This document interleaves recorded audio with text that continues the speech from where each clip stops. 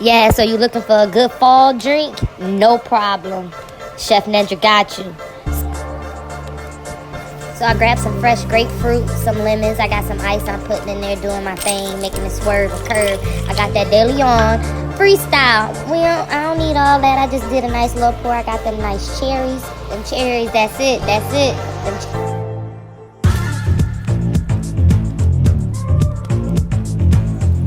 So I'm adding the cherry juice, some fresh pineapples, some more fresh squeezed lemon. Yes, do that shit, chef. Topped it off with some more pineapple juice. And then I've added some fresh organic orange juice to it. After all that, I gotta shake that bitch. Shake it like a salt shaker. Shake. Add some more ice to it.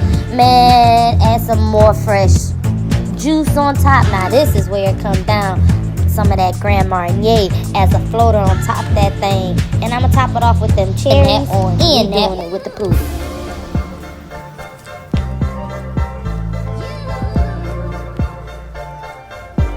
Thanks for watching my video. Go like, drop a comment down below, go subscribe. Thank you.